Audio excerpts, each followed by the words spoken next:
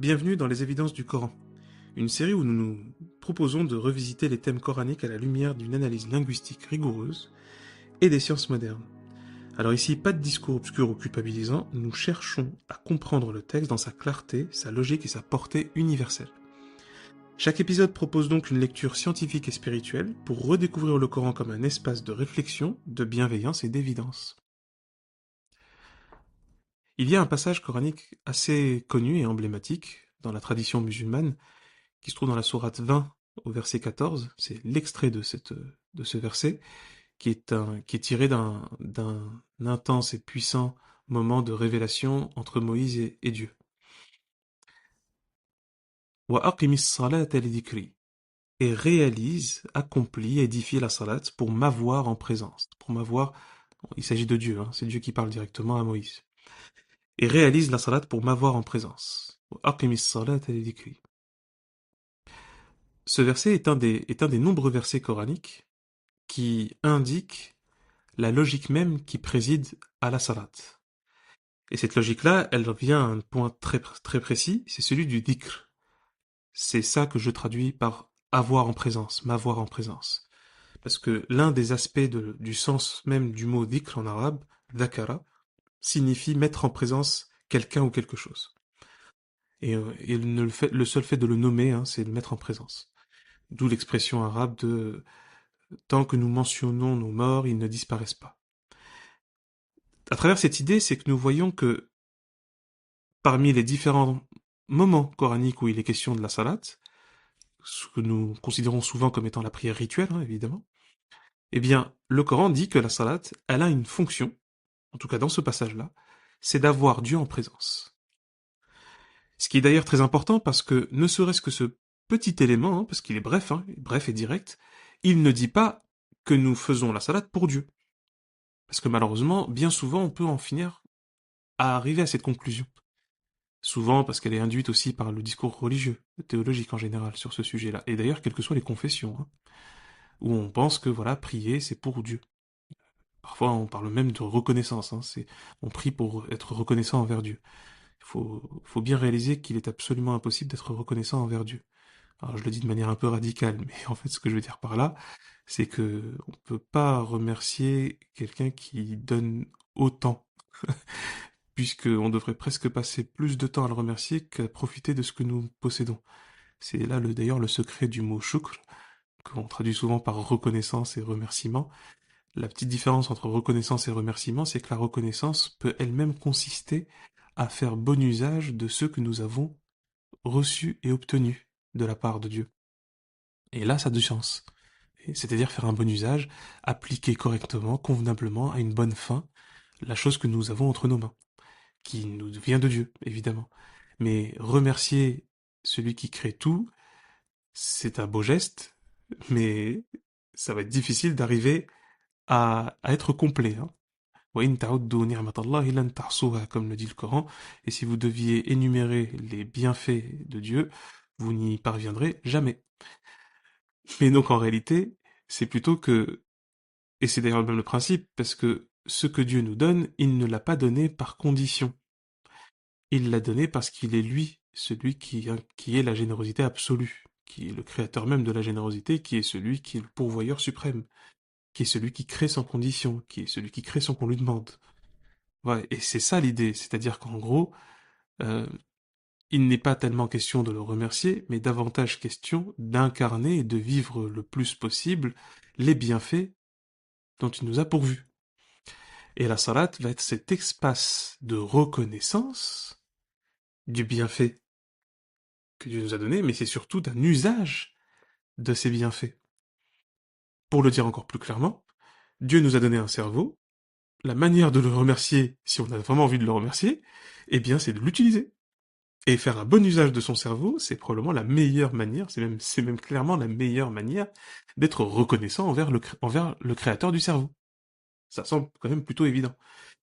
Et plus encore, c'est que si c'est Dieu le créateur du cerveau, et que nous sommes très heureux de ce que nous permet le cerveau, il est même intelligent de chercher à mieux comprendre pourquoi nous avons un cerveau et pourquoi il nous a donné ce cerveau, pour pouvoir être sûr d'en faire un usage optimal.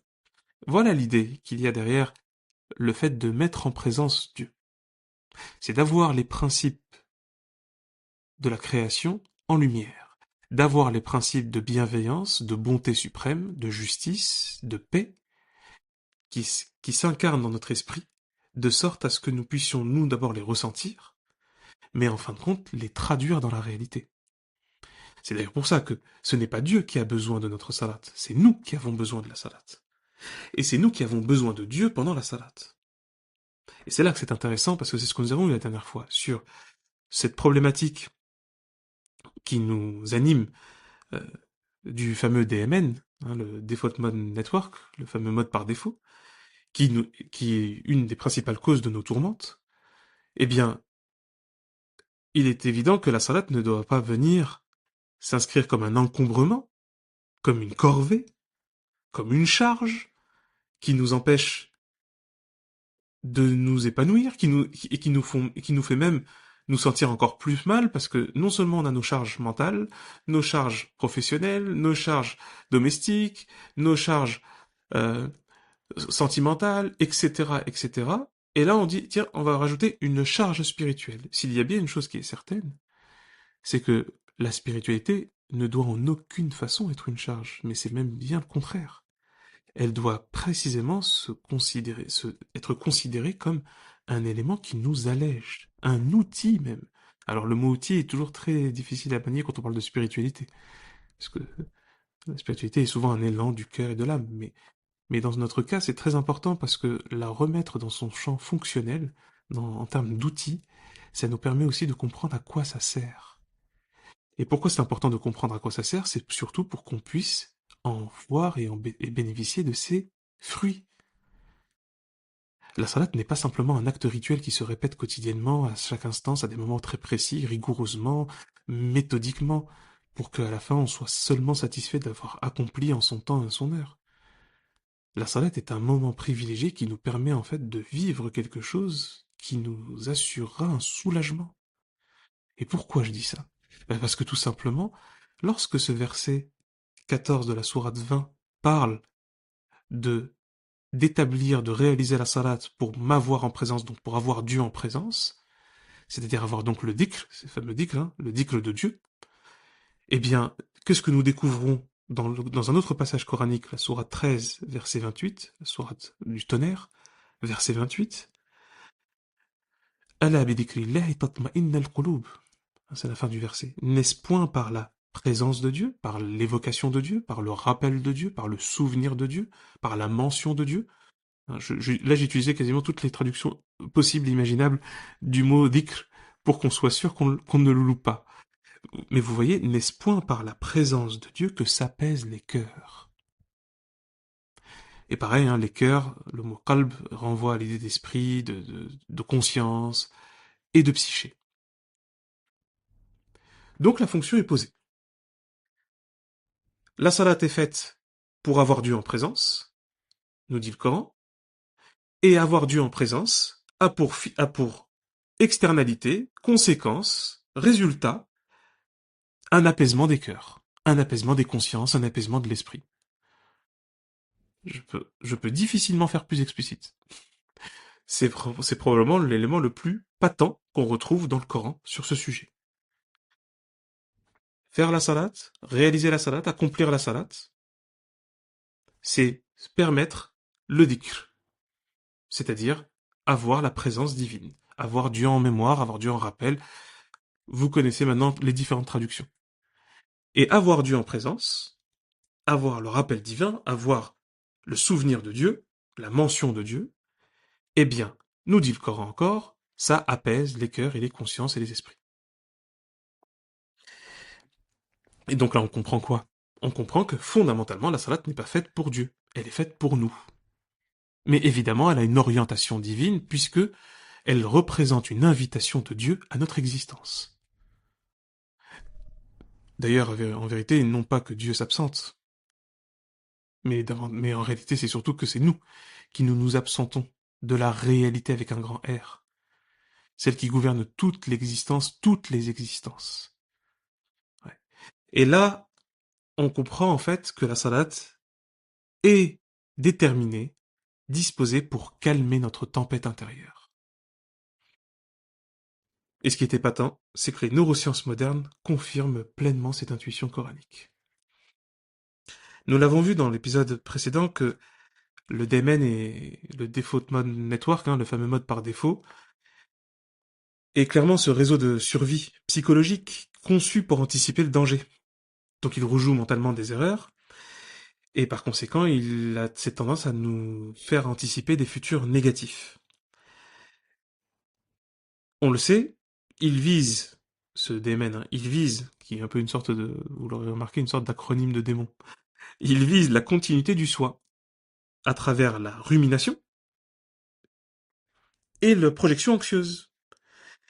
Et nous l'avons vu, la rumination, elle, a son équivalent conceptuel dans le Coran, qui est le hazan, qui désigne souvent, on traduit souvent par la tristesse. Alors la tristesse, comme son terme ancien aussi, la mélancolie, sont d'autres noms pour parler de rumination et même in fine de dépression. Et la projection anxieuse qu'on retrouve dans le Coran, c'est le khaouf. Khaouf, c'est ça, le khaouf, c'est avoir peur d'eux. Et on a généralement peur de quelque chose qui arrive dans le futur. C'est pas... Même si on peut faire référence à un passé, évidemment. Et donc là où c'est très intéressant, c'est que le Coran désigne très régulièrement ce qu'on appelle le paradis, l'état paradisiaque, quoi, comme étant un lieu précisément dépourvu de tourmente, donc dépourvu de khawf et de hazan, de peur, de projection anxieuse et de rumination. C'est une forme de pleine expérience, de plénitude euphorique, qui est dépourvue de cette tourmente. Mais alors c'est là que c'est très intéressant, parce que on comprend bien, on comprend bien que dans le paradis, il n'y ait ni peur ni tristesse, mais comme, pour qu'on soit très clair, on l'expérimente la peur et la tristesse ici. Et je ne pense pas que les gens apprécient la peur et la tristesse. Sachant que, comme on l'a déjà dit, ça provoque des maladies.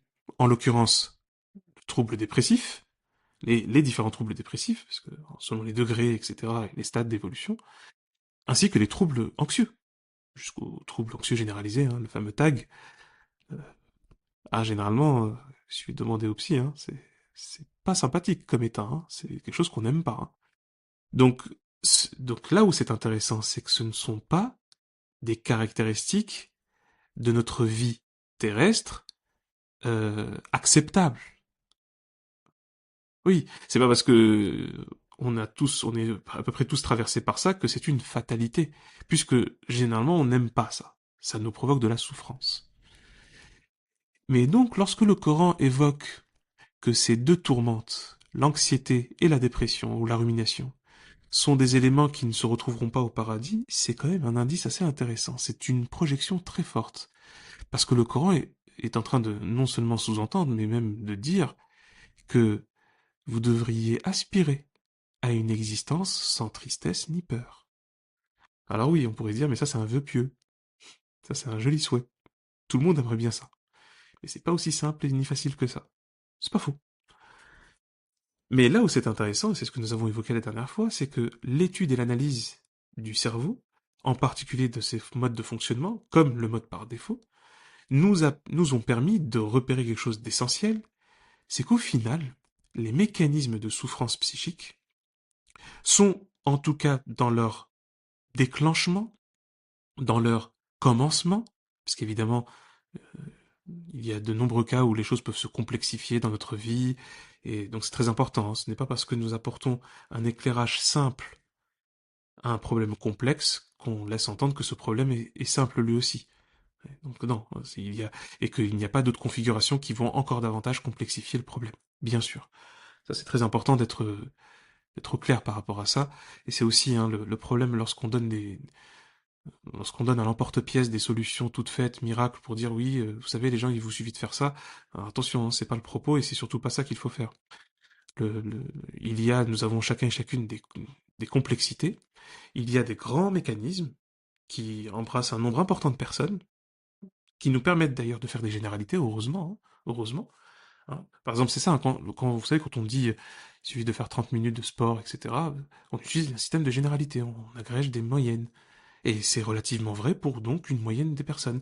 Et effectivement, dans différentes configurations, en fonction de leur corps, de leur histoire corporelle aussi, de leur hygiène de vie, de leurs habitudes et de leur état psychique.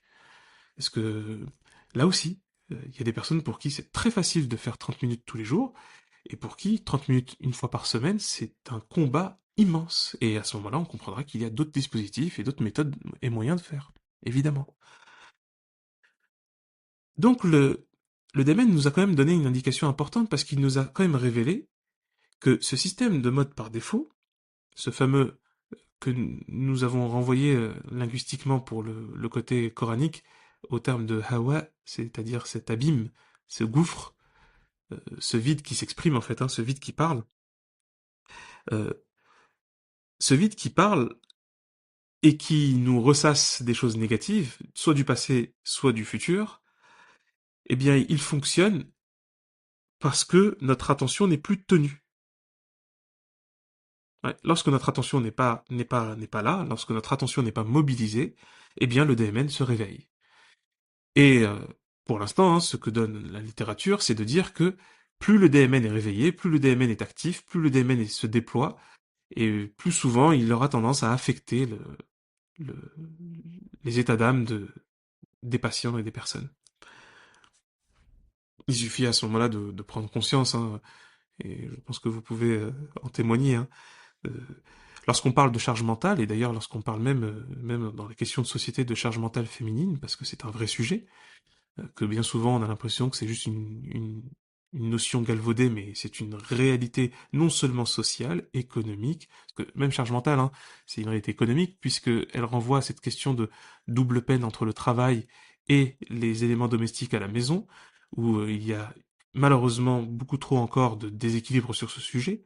Eh bien, lorsqu'on parle de charge mentale féminine, ben, il faut bien comprendre que c'est un état dans lequel le DMN est hyperactif. Parce qu'en fait, forcément, pour pouvoir gérer cette surcharge mentale, hein, parce que c'est plutôt ça dont il s'agit, eh bien, les femmes, lorsqu'elles sont confrontées à ça, doivent nécessairement passer en mode pilotage automatique. Pour pouvoir un minimum réussir à faire tout ce qu'elles doivent faire dans le temps imparti qui est complètement affolant. Et forcément, plus on est dans ce pilotage automatique, et plus le DMN est actif. Et si le DMN est actif, alors, eh bien, les neurosciences sont claires, des états de rumination et d'anxiété se combinent et se déploient. Et ça, c'est un vrai et sérieux problème. C'est pour cela que lorsqu'on prend cette notion-là, lorsqu'on comprend comment le narrateur intérieur que représente le mode par défaut fonctionne, on voit que c'est un vrai adversaire. On parle d'ailleurs on parle même parfois de tyran intérieur, hein, dans la littérature. Eh bien, il y a quand même quelque chose d'intéressant, c'est que ce n'est pas tellement, hein, l'objectif n'est pas forcément de le combattre. Parce que d'ailleurs, généralement, c'est un peu le réflexe que tout le monde va avoir. Vous voyez, cette petite voix qui vous rumine et cette petite voix qui vous crée de l'anxiété, comme c'est désagréable, c'est quasiment logique de vouloir la combattre. Et pourtant, c'est là que c'est fou et c'est un peu contre-intuitif, c'est que c'est probablement la pire erreur. Parce que c'est comme ça qu'on nourrit, en fait. Il est comme le DMN est comme un mauvais comédien qui se produit au moment opportun pour lui.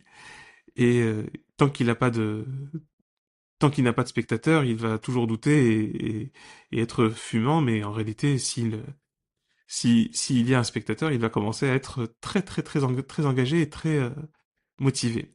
Donc en réalité, l'enjeu c'est bien celui-ci, ce n'est pas de le combattre, parce que vous ne faites que le nourrir, et ce n'est pas non plus de le fuir, parce que vous ne faites que nier une réalité, oui, une réalité non pas ce que propose ce narrateur intérieur, mais plutôt que le narrateur intérieur existe, et que ce narrateur intérieur dit des choses et exprime des choses. L'enjeu, en réalité, c'est de réinvestir le vide, et de le réinvestir sainement. Et c'est là que se déploie le génie, on va dire, structurel de la salat. Parce qu'elle permet de ritualiser, de donner corps à la méditation. Alors oui, hein, ça je pense que je l'apprends à personne, et que c'est pas un scoop, la méditation fait fureur. Ce qui en dit long sur les attentes des gens, c'est très intéressant, hein, et aussi sur apparemment ce que la méditation promet. Euh, Faut avouer que, en tout cas moi je le dis à titre personnel, j'ai mis beaucoup de temps à comprendre même ce que c'était que la méditation, hein, parce que déjà on a pas mal de sons de cloche, faut dire la vérité, et puis il y a aussi c'est le propre de toute tendance en fait qui se généralise et qui se médiatise et qui se popularise, c'est qu'après on a forcément des gens qui vont plutôt en parler en surface. Et des fois, on est pris par cette impression que cette surface, c'est la réalité de la méditation. Parce que c'est simple, hein, si je dis à des personnes qui ne connaissent pas la méditation, venez, on va faire de la méditation, tout le monde s'imagine qu'on va s'asseoir en position du lotus, qu'on va fermer les yeux et qu'on va penser à rien. Sauf que on peut pas penser à rien. Hein, c'est pas possible. Et surtout, c'est pas ça, la méditation. Mais c'est vrai que c'est pas simple. C'est pas simple de l'appréhender, parce que même lorsqu'on décrit la méditation en général, euh, ça peut paraître très déroutant pour beaucoup de monde. Même des gens peuvent se retrouver, et très sérieusement, hein, à avoir peur de la méditation.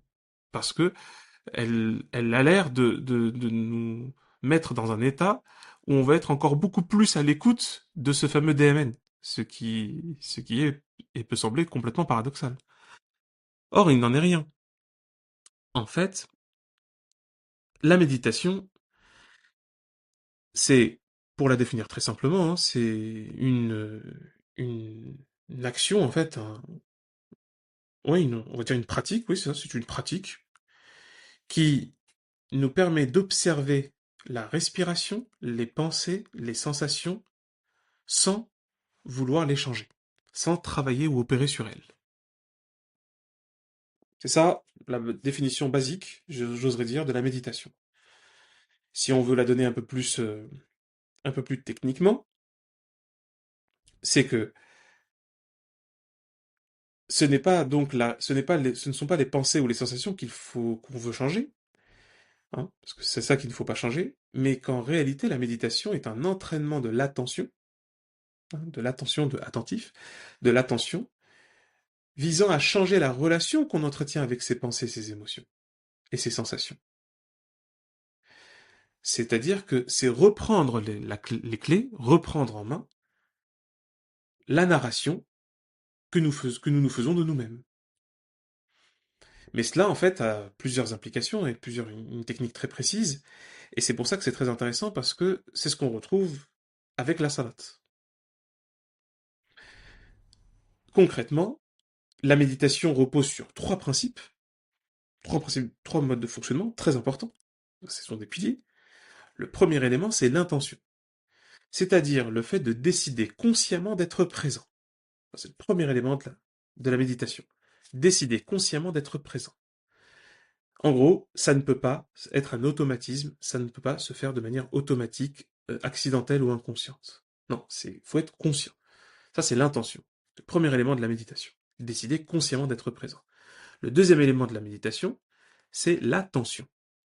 C'est-à-dire être particulièrement attentif afin d'observer ce qui se passe pendant la méditation. Ça peut être, donc on l'a dit, la respiration, les pensées qui nous traversent l'esprit, les sensations que nous avons, les sentiments, etc. C'est ça, c'est l'attention. C'est le deuxième élément, c'est très important. Donc pareil, on rentre pas dans la méditation par inadvertance, mais on ne se laisse pas divertir non plus pendant. C'est tout le principe de l'attention. On entraîne son attention et on maintient son attention. C'est de ce point de vue-là essentiel. Et le troisième élément, qui rend la méditation opérante et efficace, selon même la recherche, hein, c'est l'attitude.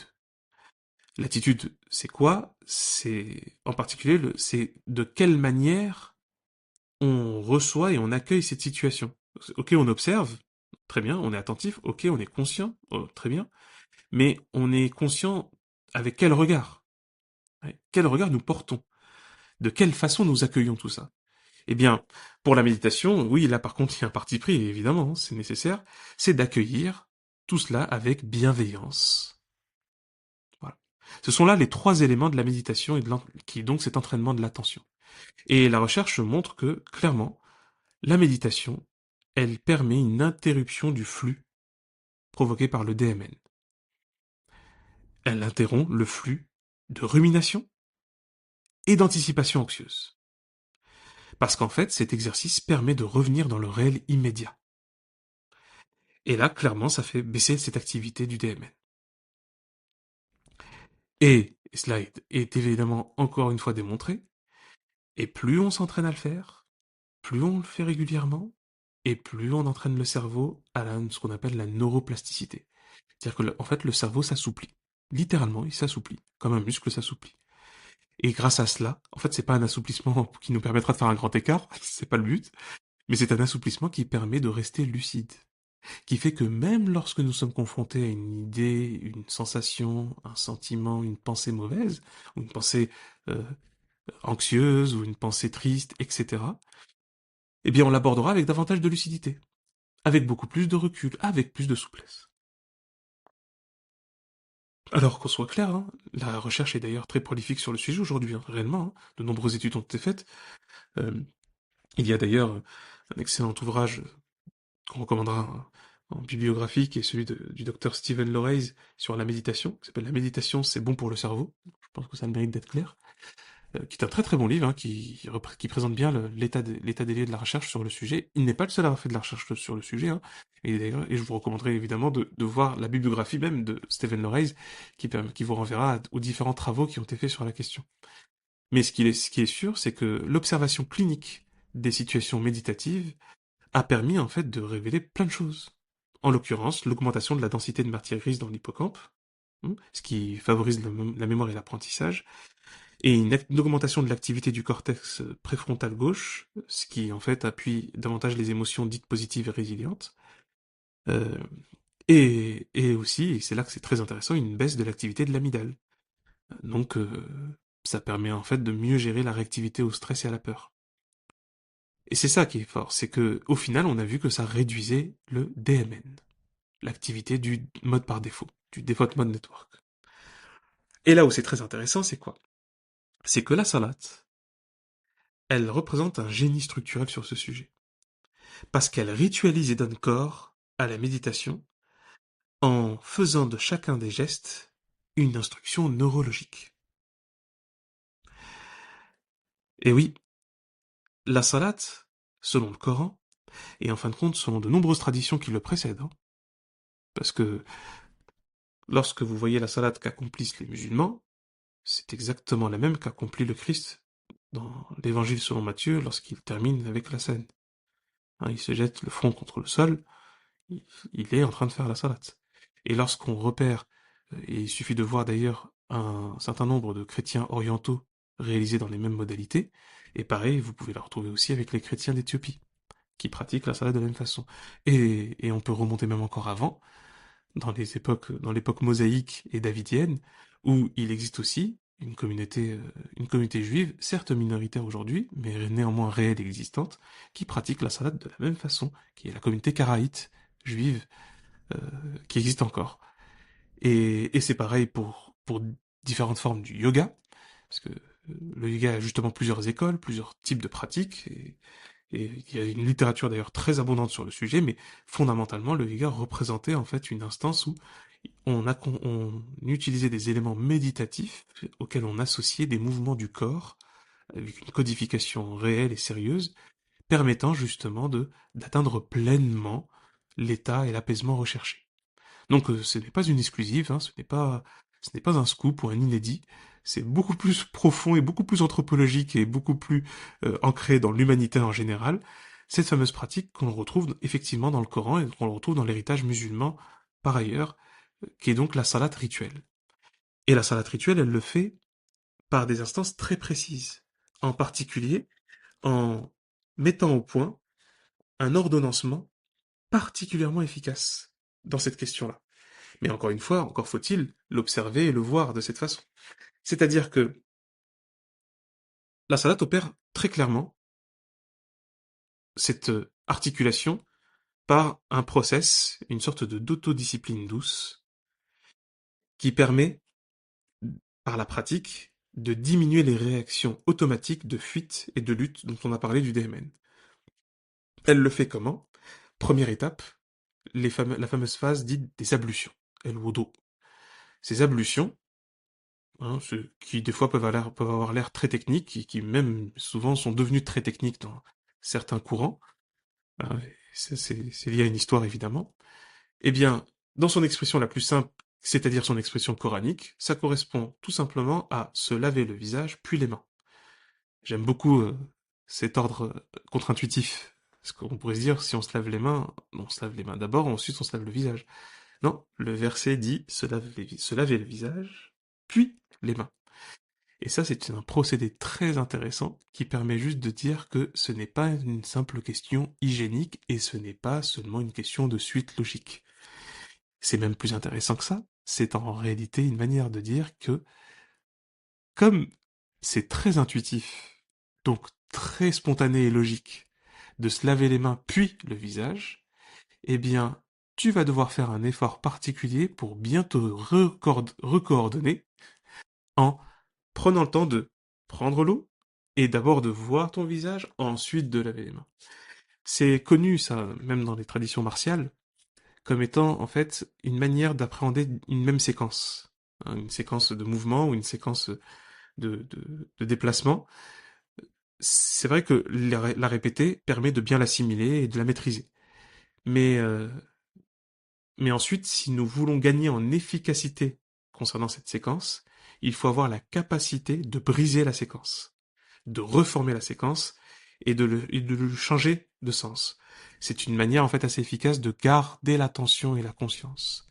En gros, l'ablution, qui consiste donc coraniquement à se laver le visage, puis les mains, puis s'essuyer la tête, puis s'essuyer les pieds, est un procédé qui permet, en réalité, de ritualiser formellement la phase 1 dont on a parlé de la méditation, l'intention. Décider consciemment d'être présent. Et comme on a dit, et pour pas que ça devienne automatique. Donc ça aussi, il y a des astuces, et faut suivre avec en plus soi-même ce rythme, etc. Ensuite, il y a cette phase debout. Alors chose importante, le Coran envisageait déjà, et c'était le cas encore une fois dans les traditions anciennes, mais envisageait déjà la problématique, enfin la situation évidente de la mobilité réduite. C'est pour ça qu'il y a ce passage magnifique dans le Coran qui dit ce sont celles et ceux qui se souviennent de Dieu, hein, qui font le dhikr, voilà, donc ça implique dedans aussi la salat, qui font le dhikr, qiyaman, debout, ou qu'udan, ou assis, ou ala junubihim, ou allongés sur leurs flancs. Manière de dire que, quelles que soient vos mobilités, vous êtes néanmoins impliqué dans ce processus-là et vous pouvez réaliser ce processus. Parce que c'est là que c'est intéressant, c'est qu'il y a une forme d'articulation entre le corps et l'esprit et en fin de compte entre le symbolisme et le pratique, voire le pragmatisme. C'est-à-dire que c'est jamais l'un sans l'autre. Et ce n'est jamais pleinement l'un au détriment de l'autre. Non. C'est que même lorsque on ne peut pas faire totalement l'un, on doit toujours garder l'autre et inversement. Et l'importance donc de cet élément, c'est de se dire que même lorsque nous sommes dans une mobilité réduite, et c'est même connu, hein, d'ailleurs, c'est même, pour le coup, c'est très codifié dans la tradition, hein, ça a été envisagé depuis très longtemps, même lorsqu'on est allongé, même lorsqu'on allongé, on ne peut même pas bouger, hein, c'est des choses qui arrivent, hein, évidemment, eh bien, on le fait avec le mouvement des yeux. Ouais, en gros, la mise en mouvement doit être. Et la mise en mouvement, elle a son salut, elle a sa vertu. Et c'est là que c'est très intéressant. Donc, de manière générale et standard, on se lève, c'est ça la fameuse iqama, hein, c'est comme quand on redresse le, le piquet d'une tente, c'est ça, hein, c'est vraiment se redresser, se relever. Eh bien, à ce moment-là, on est dans cette attitude qui permet en gros précisément de rompre le pilote automatique et d'arriver à cet état d'observation.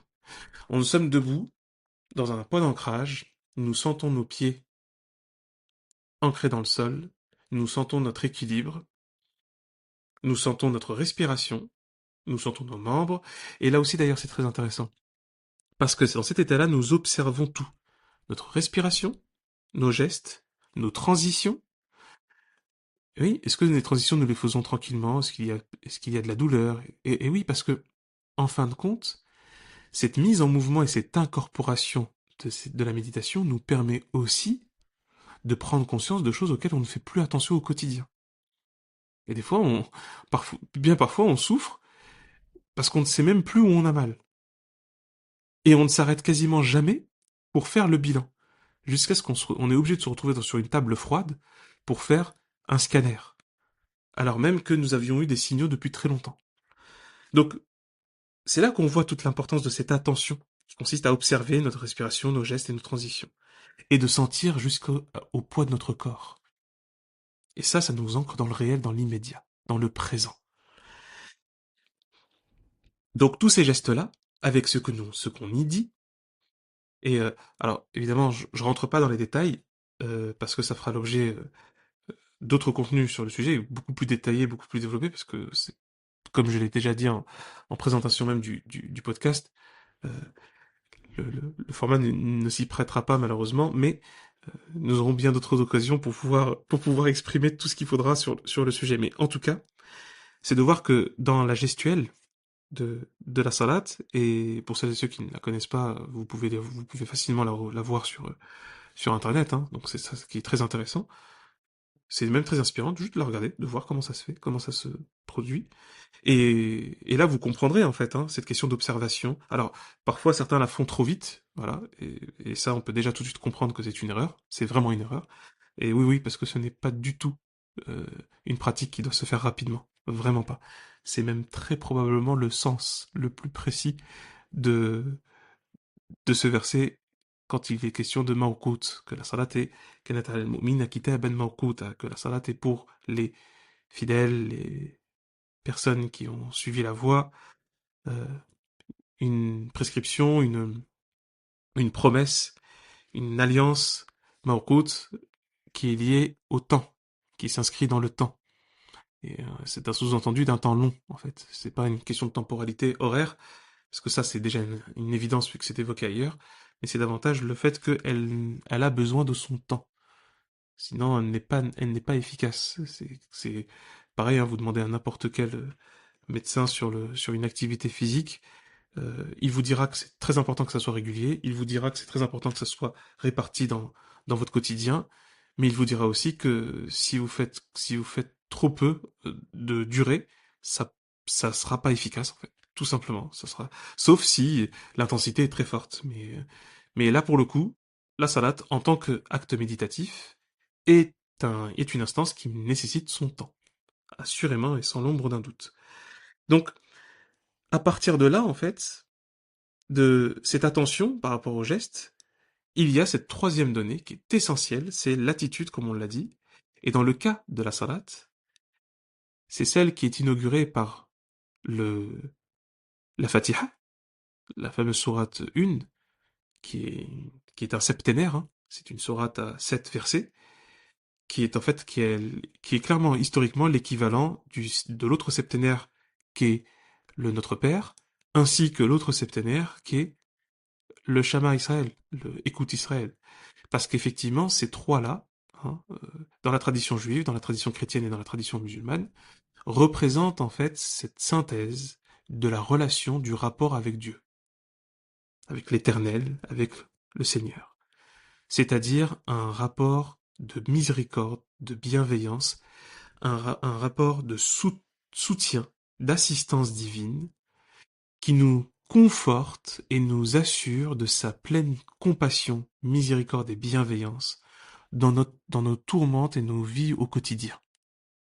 Et ça nourrit, ça alimente une véritable attitude positive nous concernant. C'est-à-dire que même si nous, on se perd, on finit nous-mêmes par rentrer dans les méandres de nos émotions, de nos affects, eh bien, cet instant que nous réalisons dans la salat, ce moment privilégié que nous prenons dans ce moment-là, ce moment seul, hein, où nous nous isolons du monde pour nous le relier au créateur du monde, nous arrivons en fait à ressentir, à nous extirper de tout ça en nous disant, oui, je sais que celui qui m'a créé est celui même qui nous a inspiré de faire cet acte-là, cette pratique-là, cette méditation, celui-là même qui a créé ce cerveau avec ce qui peut nous tourmenter, mais aussi ce qui nous soulage et ce qui nous apporte beaucoup, eh bien, il est celui qui est garant de notre bien, de cette bienveillance, de cet amour inconditionnel, de cette justice, de cette bonté, de cette douceur. Et c'est grâce à cette bienveillance active dans laquelle nous souhaitons nous placer volontairement, par aussi une pratique renouvelée, hein, c'est ça l'idée de renouveler la salat, nous permet en réalité de faire quelque chose de très puissant, parce que la salat réinvestit l'espace du DMN, du mode par défaut, elle calme ce bruit intérieur en lui proposant une autre musique, plus douce, mais plus forte, bienveillante, et en faisant en sorte, parce que les gestes de la salat réduisent littéralement, réellement, concrètement, le, le, les affects en fait du DMN, le, elle permet cette situation où le soujoud, qui est l'état en fait dans lequel nous nous trouvons dans la génuflexion, lorsque le front est posé sur le sol, où clairement la, le DMN est complètement bloqué. Il y a une coupure même naturelle du DMN. La respiration est intégrée naturellement et les micro-phrases que nous prononçons, que nous pensons être simplement des incantations, sont en réalité des, des dispositifs d'anti-rumination. D'où l'importance, et ça c'est ce que disait d'ailleurs, c'est ce que dit d'ailleurs lui-même le Coran, mais c'est ce que disaient d'ailleurs tous les penseurs les plus avisés sur la salade, c'est il faut savoir ce qu'on y dit. Parce que oui, alors il y a la méditation silencieuse, mais le Coran considère que une méditation active dans laquelle nous disons des choses, mais avec économie, hein, c'est-à-dire qu'il ne s'agit pas de faire des grands discours, mais plutôt des choses qui ont un sens très précis, qui ont une portée précise, et qui sont là pour précisément nous aider à nous libérer des conditionnements dans lesquels nous nous trouvons au quotidien, eh bien c'est cela qui libère progressivement l'être humain, qui le soulage au quotidien, et qui lui donne cette opportunité immense de vivre une situation où le mode par défaut se réduit, où il y a de moins en moins de rumination et de moins en moins d'anticipation anxieuse. Évidemment, euh, il y a encore de nombreux détails à évoquer et qu'on pourrait développer. C'est, encore une fois, je l'ai souvent dit, c'est là que prend pertinence un support dans lequel il y aurait des cours beaucoup plus détaillés et puis aussi des événements, des sessions dans lesquelles on évoquera avec beaucoup plus de détails la salade telle qu'elle se pratique, pourquoi, comment, quelle est son histoire, quelle est réellement la charge de la preuve sur toutes ces données dont on parle en neurosciences. Est-ce que c'est vraiment sérieux et dans quelle mesure? Pourquoi c'est si important, comme je l'ai dit tout à l'heure, que ce soit long? Ça veut dire quoi long? Est-ce que c'est 5 minutes, 10 minutes, 21 minutes? Évidemment, si j'ai donné un chiffre précis, c'est qu'il y a une raison. Euh, Tout cela, vous le retrouverez évidemment sur le Patreon, que vous trouverez très bientôt à disposition. Et d'ici là, je vous remercie sincèrement d'avoir écouté cet épisode. Et vous trouverez, bien entendu, tous les détails dans la bibliographie qui sera jointe euh, à l'épisode, avec des compléments d'information, comme toujours. Et vous retrouverez donc sur notre Patreon les informations concernant plus de détails sur comment l'émission est faite, comment le podcast est réalisé et comment cet épisode a été fait, ainsi qu'une bibliographie commentée, euh, ce qui arrivera quasiment pour chaque épisode. Et d'ici là, il ne me reste plus qu'à vous souhaiter de continuer à chercher tous ensemble cette clarté dans le texte et dans le monde, et de nous retrouver pour un nouvel épisode des Évidences du Coran.